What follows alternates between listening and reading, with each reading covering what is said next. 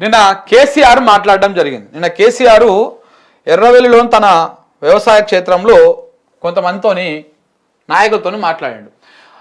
మళ్ళీ మనదే అధికారం, సింగిల్ గానే పవర్ లోకి వస్తాం, తెలంగాణ కోసం పోరాడేది బీఆర్ఎస్ఏ, తెలంగాణకు ప్రధాన శత్రువే కాంగ్రెస్, ఇన్నాళ్ళు లేని నీటి కోసం ఇప్పుడు ఎందుకు వచ్చింది, మనం ఇచ్చే కరెంటు ఎటు పోయింది, రాష్ట్రాన్ని ఆగం చేయాలని కొందరు చూస్తున్నారు, యువత అప్రమత్తంగా ఉండాలి. ఎర్రవెల్లిలోని రైతులతో బీఆర్ఎస్ అధినేత కేసీఆర్ నిన్న మాట్లాడినటువంటి మాటలు. రాబోయే రోజుల్లో తెలంగాణలో మళ్ళీ గులాబీ జెండా ఎగురుతుందని, బీఆర్ఎస్ పార్టీ సింగిల్ గానే తిరిగి అధికారంలోకి వస్తుందని ఆ పార్టీ అధినేత కేసీఆర్ స్పష్టం చేశారు. కంటికి రెప్పలా కాపాడుకున్న తెలంగాణను ఇప్పుడు ఆగం పట్టించారని ఆవేదన వ్యక్తం చేశారు.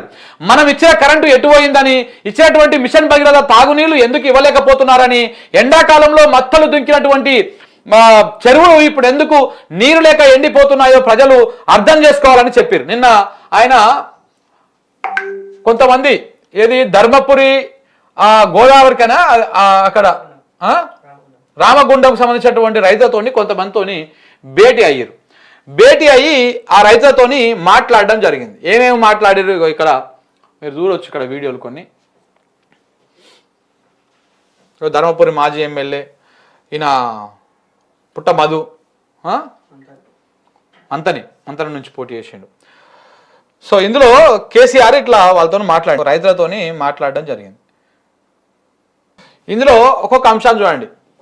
ఇగో తెలంగాణ హక్కుల కోసం పోరాటం చేయాలి, 10 ఏళ్ళు తెలంగాణలో ఎలాంటి ఇబ్బందులు లేవు, ఇప్పుడు సమస్యల వలయంలో తెలంగాణ చిక్కుకున్నది, ఆనాడు మోడీ నా మెడ మీద కత్తి పెట్టిన తెలంగాణ కోసం నేను ఎక్కడ కూడా వెనకడుగేయలేదు, తెలంగాణ కోసం ఎప్పటికైనా పోరాడేది బీఆర్ఎస్ మాత్రమే, రామగుండంలో గెలిచినటువంటి ఎమ్మెల్యే ఒక సన్నాసి అని చెప్పేసి ఆయన మాట్లాడిండు.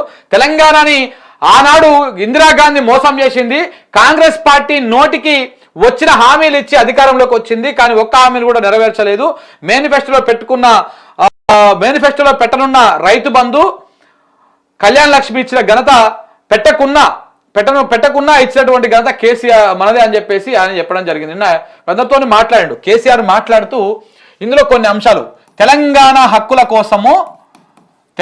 హక్కుల కోసం కొట్లాడేది బీఆర్ఎస్ పార్టీ అని చెప్పేసి ఆయన చెప్పిండు. దాంతోపాటు 10 సంవత్సరాలు మనం విజయవంతంగా నీళ్ళు ఇచ్చినాము, విజయవంతంగా సాగునీళ్ళు ఇచ్చినాము, తాగునీళ్ళు ఇచ్చినాము, అన్ని రకాలుగా మనము సహకారము రైతులకు అందించినాము, కానీ వీళ్ళు ఎందుకు ఇవ్వలేకపోతా ఉన్నారు అని చెప్పేసి కూడా మాట్లాడడము జరిగింది. ఆయన రైతులతోని కూర్చొని చాలాసేపు మాట్లాడడం జరిగింది.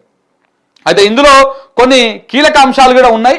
దాంట్లో మన ఏపీ చంద్రబాబు నాయుడుకి సంబంధించి కూడా మాట్లాడాడు. చంద్రబాబు నాయుడు ప్రస్తావన ఎందుకు వచ్చిందంటే, ఇక్కడ తెలంగాణ నీళ్ళని ఎత్తుకపోతా ఉన్నాడు ఆయన. ఎప్పుడైనా కేసీఆర్ ఉన్నపలంగా ఒకరి మీద ఆరోపణ ఏం చేయడు. ఎట్లా ఉంటుంది తెలంగాణ, అక్కడ బనకచెర్ల నుంచి ఎత్తుకపోతా ఉన్నాడు, ఇప్పుడు కృష్ణా నీళ్ళని ఎత్తుకపోతా ఉన్నాడు, బనకచెర్ల నుంచి ఏమో గోదావరి నీళ్ళని ఎత్తుకపోయి అక్కడెక్కడ మన కృష్ణా బెల్ట్ అవతల ఉన్నటువంటి ఆయకట్టుకు తీసుకుపోతా ఉన్నాడు. సో ఇట్లా తెలంగాణ నీళ్లను ఎత్తుకపోయేటువంటి ప్రయత్నము, ఆ దోపిడీ చంద్రబాబు నాయుడు చేస్తా ఉన్నాడు. ఈ క్రమం లోపల చంద్రబాబు నాయుడు ఎలాంటి కుయుక్తులు చేస్తాడో, ఎలాంటి రాజకీయాలు చేస్తాడో ఆయన నిన్న క్లియర్గా వివరించడం జరిగింది. తెలంగాణలో ఆయన చేసేటువంటి రాజకీయాలు, ఇక్కడ ఆయన అనుచరగణం చేస్తున్నటువంటి చిల్లరమల రాజకీయాలు, ఇవన్నీ కూడా తెలంగాణకు శాశ్వతంగా మనకు నష్టం చేస్తూ ఉన్నాయి, మన నీళ్ళను వాళ్ళు ఎత్తుకపోతా ఉన్నారు అనేటువంటి విధంగా ఆయన చెప్పడం జరిగింది. సో ఇట్లా చంద్రబాబు నాయుడు అక్కడ బీజేపీతోని లేకపోతే పవన్ కళ్యాణ్తో పొత్తు పెట్టుకోకపోతే, ఎన్డీఏతో పొత్తు పెట్టుకోకపోతే, మన మోడీ సహకారం లేకపోతే అక్కడ ఆయన గెలిచేటువంటి అవకాశమే లేకపోతుండే. కానీ అక్కడ పొత్తు పెట్టుకున్నాడు కాబట్టి ఆయన గెలిచిండు అక్కడ. సో గెలిచి ఇట్లా ఈ రకంగా మన నీళ్ళని మన దోపిడీ చేస్తా ఉన్నాడు. ఇది మనం తిప్పికొట్టాలి. తెలంగాణ మీద కొంతమంది కావలచుకునే కుట్ర చేస్తా ఉన్నారు. తెలంగాణ బాగుపడుతుంటే ఓడలేనటువంటి వాళ్ళే ఇవాళ తెలంగాణ మీద కన్నేసి తెలంగాణ సంపదను దోసుకుందాం అన్నటువంటి ప్రయత్నం చేస్తా ఉన్నారు. ఏం భయపడాల్సినటువంటి అవసరం లేదు. మళ్ళా మనం పోరాటం చేద్దాము, మళ్ళీ మనం అధికారంలోకి వద్దాము, మళ్ళీ సింగిల్గానే తెలంగాణలో అధికారంలోకి వస్తాం మనం అని చెప్పేసి వచ్చినటువంటి రైతులకు, కార్యకర్తలకు వాళ్ళందరికీ కూడా భరోసాను కల్పించింది.